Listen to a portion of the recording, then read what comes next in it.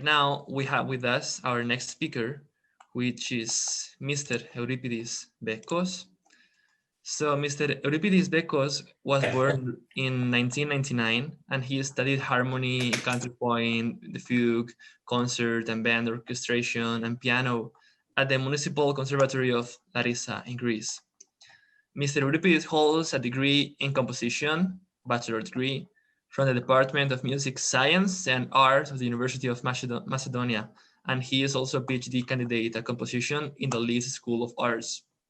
His music trajectory at such a young age is, let's say, huge. To mention some things by him, Euripides Bekos in 2010 was awarded for his work EOS at the Composition and Poetry competition of the Department of Music Science in Art of the University of Macedonia. In 2018, he won the third prize for the composition competition in the memory of Dimitris Dragatakis because of his string quartet Meteikasma. And he also won the first prize in the International Nikos Skakoltas composition competition in 2019, among many others. As huge as it is huge, the amount of compositions by him. Finally, Mr. Bekos has been recently awarded with the Nikos Skakoltas Prize, as I said, for his one Neotian in Greece. And this award considers him as the breathrock musician of Greece. So, Mr. Euripides, feel free to talk. Welcome here. Good evening. Thank you very much. It's a great pleasure for me to be here. And will you please excuse me because I have written my essay. So if it's not a problem for you, I will read it because I want to have some more consistent interpretation of my thoughts. I have also created a little presentation. It's not something fancy, but some images to follow my narrative. So, good evening to everyone, and thank you for the great introduction. I was born in 1991, not 1999, as I heard. I would like to be in 99. Yeah. So, as you said, I'm Euripides Bekos. I'm from Larissa, Greece. I'm a composer. I'm a music producer also, and advanced music theory and composition teacher. And as you said, I currently am a PhD candidate in composition. So it's a great pleasure for me to participate, as I said, and I would like to share my thoughts with you, and of course, listen to your thoughts, as already has happened during today and yesterday. And we collaborate, and share our experiences. So I suppose that my presentation is maybe a little more, in an artistic view. I saw yesterday that at the screen there were appearing some, very scientific graphs and very, very nice, presentations for the great people here. My view is that I should maybe talk more about my personal experiences during the lockdown, and of course in the context of contemporary music, and in general, music creation and improvisation under the given circumstances that we all lived during the lockdown. And unfortunately, it was on in March, and the second round is already running. So at first, I have to say that the pandemic hit us all quite hard, and the national lockdowns affected every aspect of our social lives. But as you already know, among some few other sections of human activity, arts and culture have been suffered the most severe hit. Closed theaters, music venues, live music stages, even street music has been banned.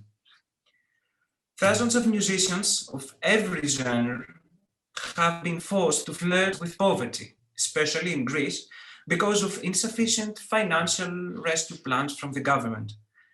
But anyway, I wouldn't like to talk about politics or economy, but I would rather prefer to talk about my personal experience of the first national lockdown and the way I used composition to cope with the whole situation we all suddenly found ourselves in.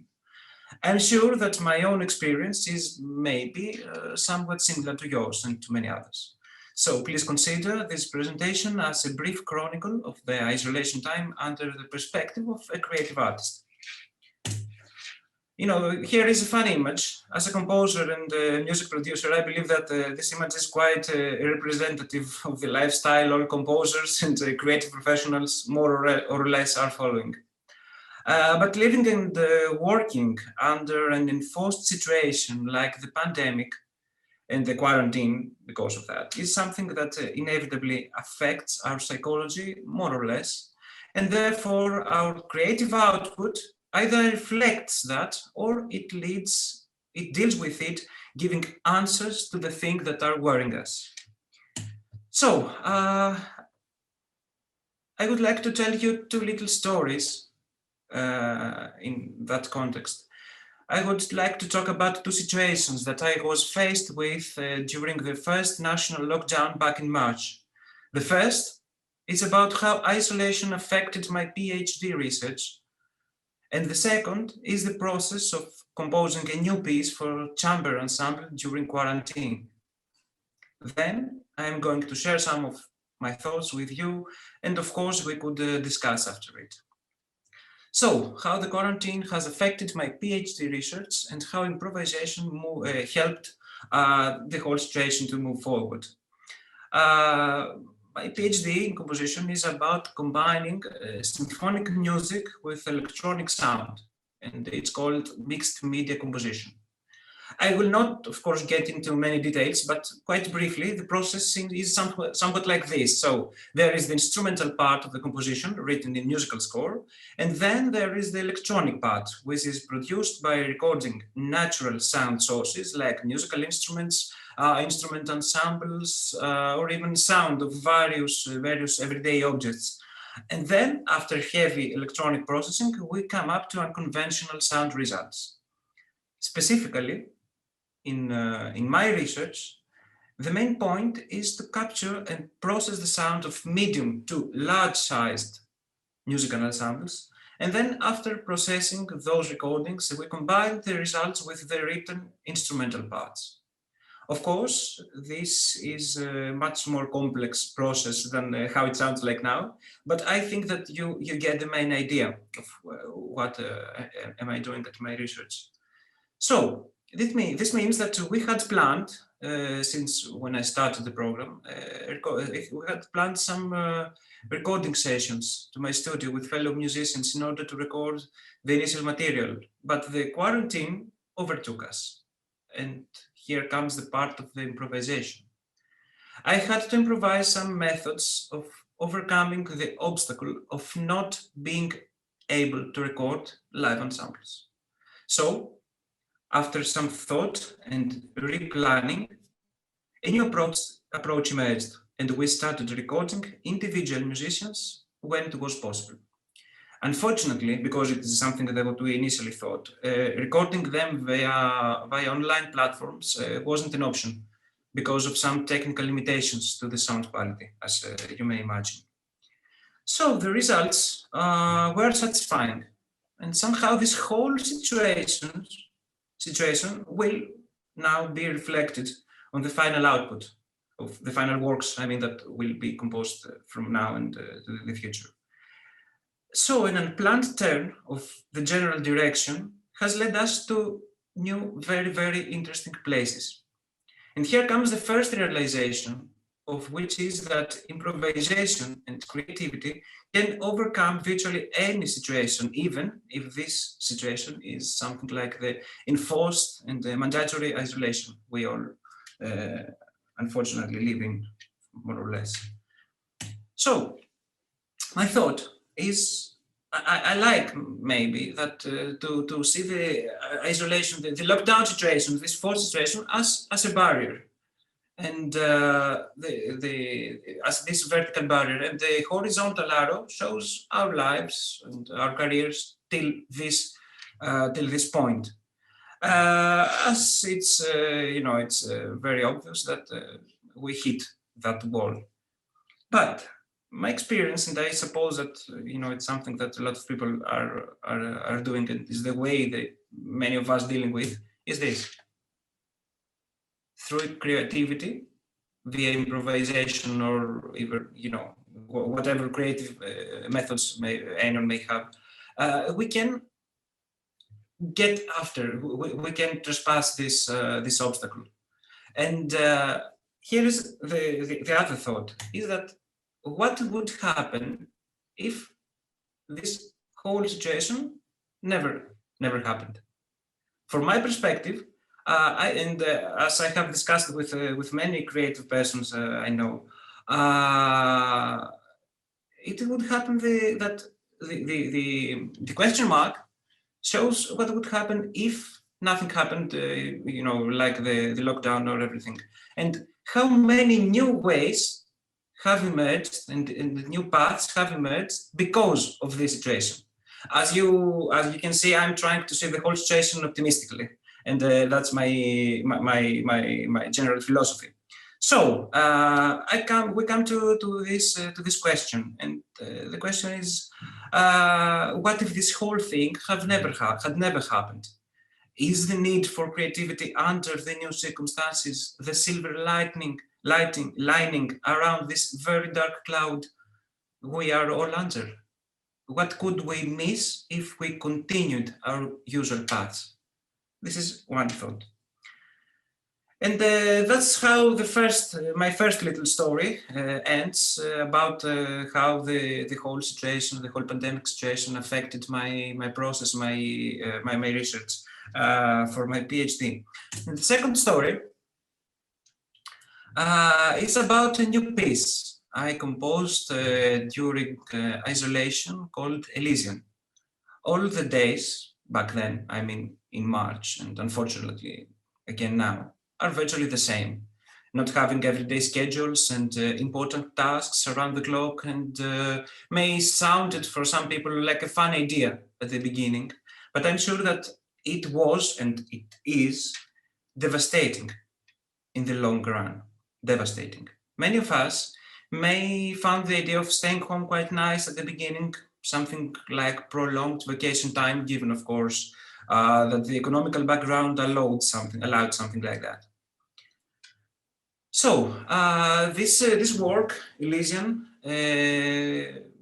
composed exactly in 1 month, in March of 2020, and I will remember, in my memory, this piece is soldered now in my mind with the first lockdown. And of course, I had the great honor, and I was very lucky, this specific composition before I think 2 months to receive the first national prize at the Theodor Antoniou Chamber Music Composition competition. So about this work, and what does it mean? Because this also is contemporary music under the perspective of isolation, because it was written during the quarantine. So about this work, in January, I will be 30 years old, so I'm a millennial, I suppose. Our generation, even before the pandemic, was, as far as I know, not as optimistic about the future. And now, our insecurities, unfortunately, have grown larger, especially due to the two big economic crises we faced as young adults, one at the beginning of the decade, and unfortunately a bigger maybe one now. Of course, this concern is something that I would like to incorporate in this composition through various musical manners and techniques. But also, as the title suggests, I strongly believe that there is hope. Of course, there is hope. And thus comes the title Elysian, which means something out of a beautiful dream, and I mean an Elysian future, if you want, for our generation. The outside world was hostile during quarantine, I mean the everyday world. Police everywhere, mandatory permissions to get outside, only following very, very specific restrictions, and so on. This piece, however, written during that times reflects, it starts, the initial idea of a dystopian, world starts from the real situation we are facing at that time. But I strongly believe that it reflects a deeper need for freedom. And of course, because personally, I'm not against the certain precautions due to the coronavirus, but I tried to see this whole situation as a metaphor in many other levels of thought. The improvisation aspect here may not be literally present because of the nature of the composition, but I think that it's a contemporary work of art that reflects and it is inspired by the isolation times. And maybe improvisation is not present actually literally in the work, but I have to say that I improvised the methods and the workflow, that it was certainly a bit different than the workflow that I follow most of the time, because I had virtually unlimited time to research. I had time to study more, and someone sleeps only whenever he wants. I didn't have everyday tasks, so I quite enjoyed composing this piece.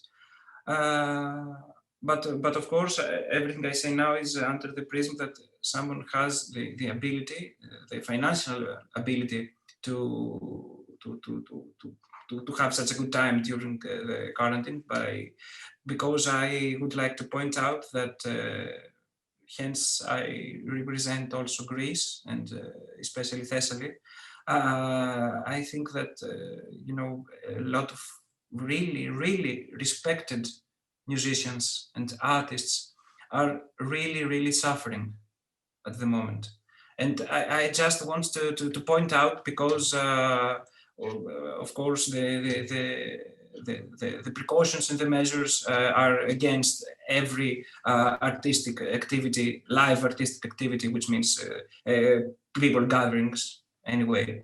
So I just like to point out that it's a very unfortunate situation, this that we're living in. So I hope I'm not getting out of time. Yeah.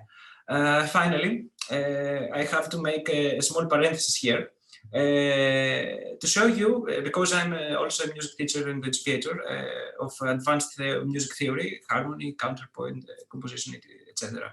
How do the online music theory lessons look like? And I suppose that it would be interesting to show you quickly how the lesson notes and the student works are looking nowadays. And I'm making this small deviation from the initial subject, because yesterday I saw some very interesting math notes here on the conference, and I thought it would be fun to share the music notes too, just less than a minute. This way, look, is the material of the online lessons. At the left of your screen, you can see how I correct the works of my students, and the right hand, this is how more or less looks like our virtual whiteboard. So I will close the parenthesis now, and my final thoughts is I would like to state again, because it's something that really, it's an important question of me, if this whole situation, or maybe to put it other ways, how this whole situation will make us better, and how creativity is the answer to that. And one last word is that the Greek word, I'm sorry, excuse me, I say word, I mean word for intelligent is ephies, which means able to grow easily under all kinds of circumstances. And I strongly believe that this whole era will make us hopefully more intelligent and more ephies. Thank you very much.